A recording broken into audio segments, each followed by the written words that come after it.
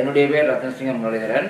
நான் ஏற்கனவே உங்களுக்கு தெரியும், நான் வடமாகாண காணி உரிமைக்கான மக்கள் அமைப்பின் தலைவரும் தேசிய மீனவ ஒத்துழைப்பு யாழ் மாவட்ட தலைவராகவும் செயல்பட்டு கொண்டிருக்கிறேன். அந்த வகையில் நான் இப்போ எழுகின்ற 6ஆம் தேதி நடைபெறப்போகிற உள்ளூராட்சி சபை தேர்தலில் பருத்தித்துறை பிரதேச சபைக்கு சுயேட்சையாக அனுச்சினத்திலே போட்டியிடுகின்றோம். நான் இன்றைக்கு சொல்லப்போகிற விஷயம் குறிப்பாக வடமராட்சி கிழக்கு மக்களுக்கான விஷயத்தை தான் நான் உங்களுக்கு தெளிவாக சொல்ல போகின்றேன்.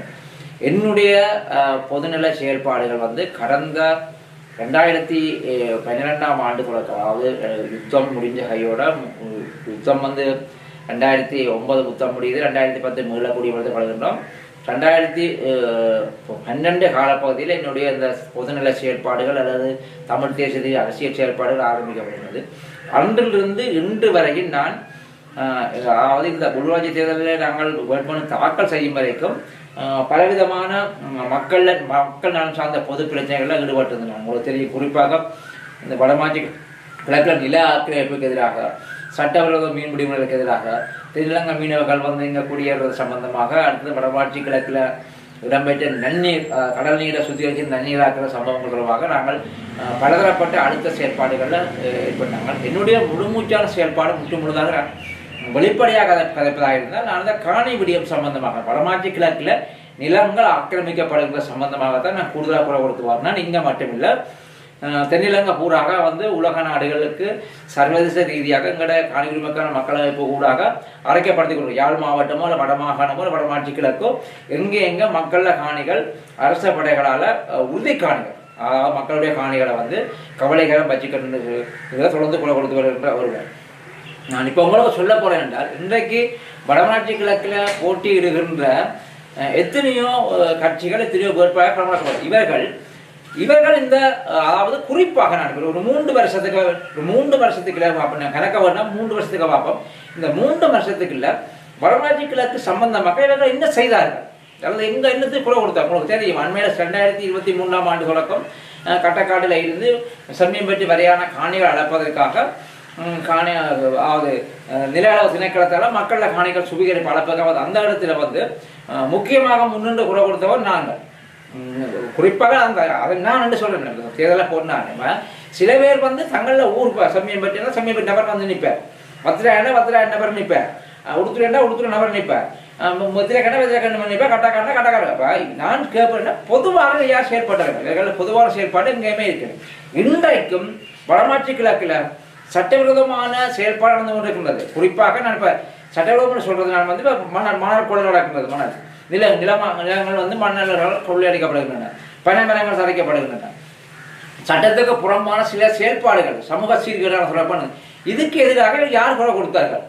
இன்று வரைக்கும் இவர்கள் குரல் கொடுக்க போறதும் இல்லை, நீ இனியும் கொடுக்க மாட்டார்கள். இவர்கள் மக்கள் சார்ந்து செயல்பட போறது இல்லை. நீங்கள் அவர்களை தெரிவு செய்தாலும் அவர்கள் தங்களுடைய சுயநலத்துக்காகத்தான் செயல்படுவார்கள் ஒழிய மக்கள் சார்ந்து எந்த செயற்பாடும் செய்ய போறது இல்லை. தெளிவாக நான் சொல்லுகிறேன். நீங்கள் சமூக செயற்பாடு முடிப்பது, இந்த சமூக செயற்பாடுகளை கேளுங்கள், நீங்கள் மக்களாக நீங்கள் கேளுங்கள். உங்களுடைய கிராமத்தில் எத்தனை குடும்பங்கள் வாழுகின்றன, எத்தனை வாக்காளர் இருக்கின்றார்கள், எத்தனை பெண்கள் குடும்பம் இருக்கிறார்கள், எத்தனை பேர்கள் மாற்றுத்திறனாக இருக்கின்றார்கள், அல்லது எத்தனை பேர் காணாமலாக்கப்பட்டிருக்கிறார்கள், அல்லது உங்களுடைய கிராமத்தில் எத்தனை பேர் மாவீரராக்கப்பட்டிருக்கிறார்கள், முன்னாள் போராளிகள், எந்த விவரமும் எதுவுமே இல்லை. வடமாட்சி கிழக்கு சார்ந்து குறைந்தபட்சம் வடமாட்சி கிழக்கில் நீள அகலம் தெரியுமாடுகள், வடமாட்சி கிழக்கில் பூர்வீகம் தெரியும், எதுவுமே தெரியாது. சமூக செயற்பாட்டால் எப்போ முளைச்சவர்கள் எல்லாம் அதை நீங்கள் மக்களாக நீங்களாக எங்களை தெரிவு செய்யாத உங்களோட கை இருக்குது.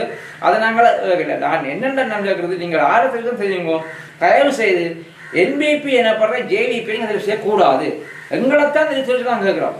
அனைத்து சின்னத்தில் போட்டிகள் நாங்கள்லாம் எங்களை நீங்கள் வெற்றி பெற வெற்றியாக இருந்தால் வடமாட்சி கிழக்க நாங்கள் காப்பாற்றுவோம். தமிழ் தேசியத்திலிருந்து நாங்கள் இன்றைக்கும் ஒரு சொட்டு ஒரு அடி கூட நாங்கள் விலக மாட்டோம்.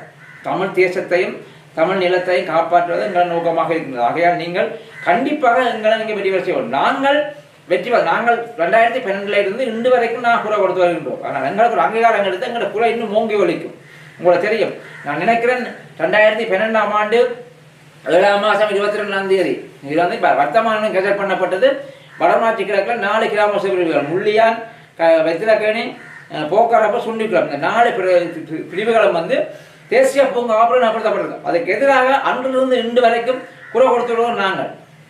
அப்போ நாங்கள் என்று சொன்னால் என்னோட கனவு நான் செயல்பட்டிருக்கேன், என்னோட உதயம் செயல்பட்டிருக்குது, காலனி செயல்பட்டிருக்குது, கிரி செயல்பட்டிருக்குது, அப்படி நாங்கள் பல பேர் செயல்பட்டிருக்கணும். ஆனால் இன்றைக்கு போட்டியிடுறவர்கள் என்ன செய்தார்கள்? முள்ளியா மண்டலத்தை போட்டியிடுறவராக இருந்தாங்க, வெத்திரக்கன் உடுத்துற மண்டலத்தை போட்டியிடுறவராக இருந்தாங்க, என்ன செய்தார்கள்? அதெல்லாம் என்ன செய்ய போறாங்க? இவர்கள் தங்களுடைய சுயலாபத்துக்காக, தங்களுடைய நலனுக்காக இவர்கள் உங்களோட வாக்கள் எடுத்துக்கொண்டு திரும்ப இவர்கள் உங்களுக்காக குரல் கொடுக்க மாட்டார்கள் என்பது மிக அனுத்திரமாக சொல்லி வைக்க விரும்புகிறேன். ஆனால் நாங்கள் இந்த சபைக்கு தெரிவு செய்யப்பட்டால், குறிப்பாக சொல்கிறேன், வடமராட்சி கிழக்கில் நிலத்தையும் வளத்தையும் பாதுகாக்க வேண்டியது எங்களை பொறுப்பு. உங்களுக்கு தெரியும், என்னமென்று சொல்லி வைக்க விரும்புகிறேன். வடமராட்சி கிழக்கில் தாளையடியில இருந்து மருதங்கனி டிவிஷன், அதாவது 428 கிராம சபை பிரிவில் இருந்து மணற்காடு வரையான பகுதி, மணற்காடு குடாரப்பு வரையான பகுதி, 426 வரை குடாரப்பு வரையான கிட்டத்தட்ட அங்கே 5 கிராம சபை பிரிவில் காற்றலை மின்சாரம் உற்பத்திக்கான திட்டங்கள் வெகு விரைவில் நடைபெறப்போன்றது. அதற்கான ஏற்பாடுகள் நடந்து கொண்டிருக்கின்றன. அதற்கான எல்லா திட்டமும் ஆயத்தமாகிவிட்டது. வெகு விரைவில் அதற்கான செயல்பாடுகள் இடம்பெற போகின்றது. உங்களுக்கு அதையும் சொல்லி வைக்க விரும்புகின்றேன். இந்த இவர்களால் பொதுநலம் சார்ந்து எதுவுமே செயல்பட மாட்டார்கள். எங்களோட இந்த மண்ணையும் வளத்தையும் காப்பாற்ற வேணுமா இருந்தால் நீங்கள் சமூகத்தில் யார் சேவை செய்வார் அல்லது மக்களுக்கு யார் சேவை செய்வார் நீங்கள் பார்த்து நீங்கள் சேவை செய்ய வேண்டும். இது வடமாற்றி கிழக்கு மக்களுக்கான ஒட்டுமொத்தமான பொருளாக நான் சொல்லி வைக்க விரும்புகிறேன். என்னமுறை விடயத்தை நான் உங்களுக்கு சொல்லி இதில் அனைத்து இதுக்கு இந்த விஷயத்தை சாராட்டாலும் இதில் அந்த விஷயத்தை சொல்லி வைக்க விரும்புகின்றேன்.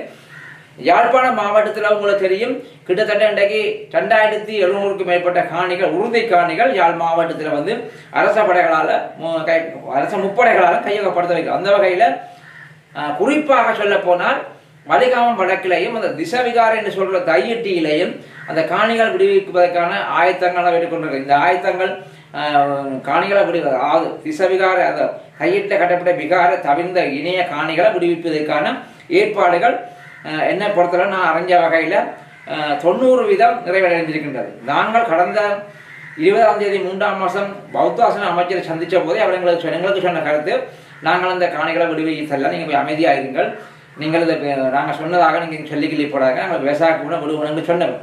அந்த வகையில் இந்த காணிகள் எல்லாம் விடுவிக்க போகிறாங்க தங்களோட செய்தலுக்காக வேண்டி.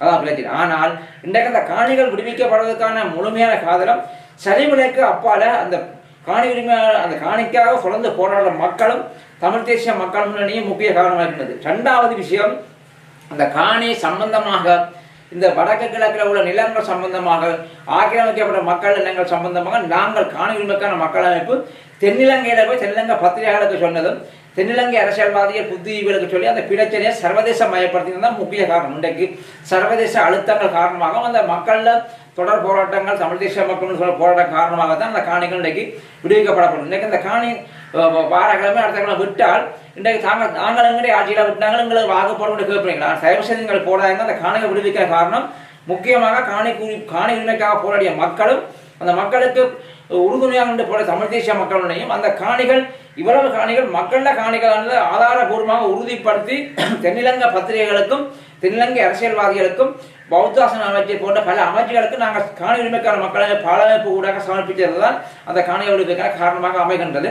அந்த காணிகள் விடுவிப்பதற்கு ஏற்பாடுகளுக்காக நாங்கள் அறைகின்றோம். இன்னும் உத்தியோகபூர்வமாக அறிவித்து வரவில்லை.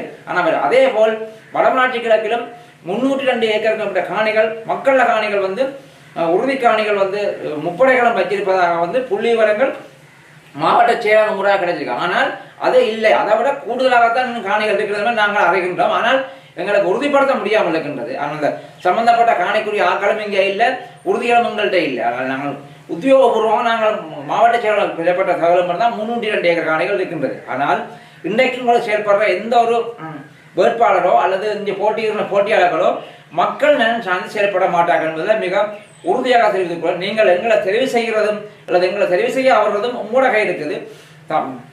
வடமராட்சி கிழக்கு வளத்தையும் நிலத்தையும் காப்பாற்ற வேணுமாக இருந்தால் கண்டிப்பாக நீங்கள் நிச்சயமாக ஒவ்வொரு தமிழ் மகனும் தன்மானம் உள்ள தமிழாக அணில் சின்னத்தை வாக்களிக்கும் நீங்கள் விஜயமாக கேட்டுக்கொண்டு விடைபெறுகிறேன். நன்றி, வணக்கம். இதுபோன்ற செய்திகளை உடனுக்குடன் அறிந்து கொள்ள தமிழ் பிளஸ் யூடியூப் சேனலை மறக்காம சப்ஸ்கிரைப் பண்ணுங்க, கமெண்ட் பண்ணுங்க, ஷேர் பண்ணுங்க.